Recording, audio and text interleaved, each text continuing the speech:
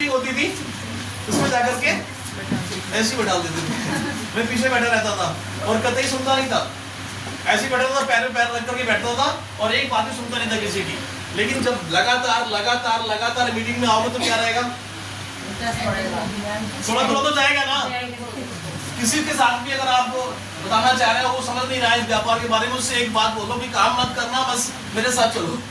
अगर आपके हस्बैंड है, आपका भाई है, आपका कोई भी है, बस उनको मीटिंग में लाना चालू कर दो, बाकी एटमॉस्फेयर सारा काम कर देगा। फॉर एग्जाम्पल अगर भांगड़ा बज रहा हो तो क्या करोगे आप, किसी माता में चले जाओगे तो क्या करोगे, शांत। ये ऑटोमेटिक है, ह्यूमन टेंडेंसी, ये नेचर है बॉडी का, राइट। तो लगातार मीटिंग में लाते गए मुझे और मैं धीमे धीमे समझता गया, थोड़ा थोड़ा मैंने सपोर्ट करना चालू किया।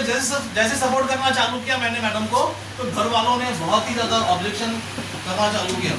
ऐसी ऐसी बातें बोली कि शायद आप सुनो तो कहोगे इतनी आपने बर्दाश्त कैसे किया, कि ये पत्नी का गुलाम हो गया है, इसके ऊपर किसी ने कुछ करा दिया है, इसने सब बर्बाद करके रख दिया है।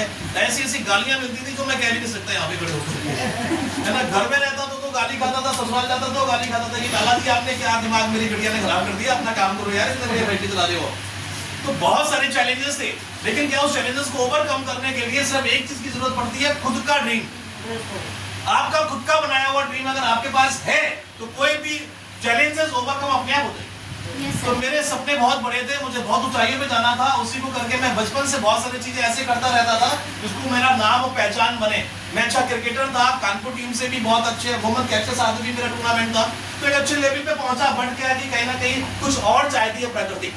मैं मूर्तिकार भी था, मैं आसानी से अपना पार्ट टाइम काम करता था, मूर्तियां बनाता था। कुछ ना कुछ एक ड्रीम बड़े थे, कुछ बड़ा करना था। और एक ड्रीम और था मेरे पास कि मुझे दुनिया में अपने बिजनेस को इंटरनेशनल बनाना है। अपनी फैक्ट्री से बड़ा मुश्किल था, बहुत इन्वेस्टमेंट करने पड़ रहे थे, बहुत चैलेंजेस थे वहाँ पे।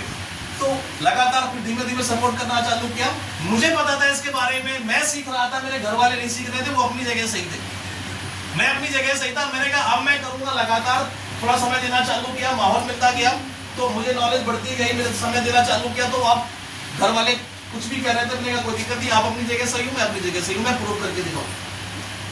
और 2015 के बाद एक पक्का डिसीजन लिया और एक्शन लिया, क्योंकि फैक्ट्री में रह करके काम नहीं कर सकते थे। मैंने कहा खुद का अपना एक आशियाना बनाना है, खुद के लिए अपनी पहचान बनानी है। पिताजी की पहचान तो बहुत है बट खुद की बनानी है। तो हम लोग साथ में निकले घर छोड़ के, और जब निकले तो बिस्तर भी नहीं था और एक कमिटमेंट था कि मैं बेड पे तभी सोऊंगा जब मैं खुद की अपनी जमीन ले लूंगा।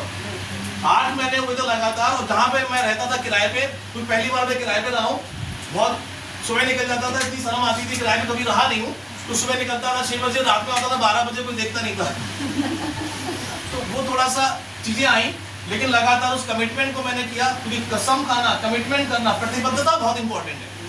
जब हम अपने आप से कसम खाते हैं तो एक गीता में एक भगवान कृष्ण ने अर्जुन से बोला है कि जब हम किसी काम के लिए प्रतिबद्ध होते हैं, संकल्प लेते हैं, तो कर्म का एक विधान है कि ऊपर वाला है ना कि देवता भी आपका सपोर्ट करते हैं। ये मान के चलो कि वेस्टीज जैसे स्कीम होती है ना, वैसी कर्म का एक विधान है। जब आप कमिटमेंट करते हो तो पूरे देवता साथ में देते हैं आपके कर्मों को करने के लिए।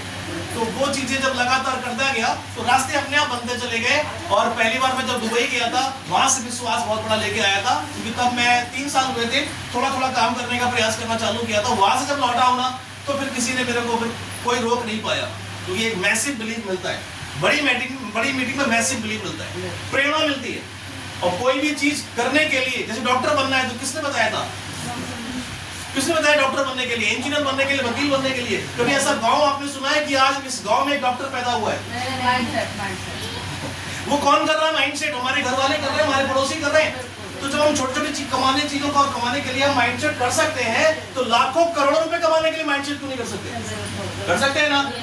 तो वही माहौल मिला, उसी से माइंडसेट हुआ। मैं आप लोगों से जरूर कहूंगा कि प्लीज एक मीटिंग में मत छोड़ो, काम हो या ना हो, लेकिन मीटिंग में आना बंद मत करो। और एक दिन ऐसा आएगा ना कि आप पीछे हो गए, लेकिन आने वाले समय में यहाँ पे खड़े हो गए और आपके लिए लोग ताली बजा रहे होंगे।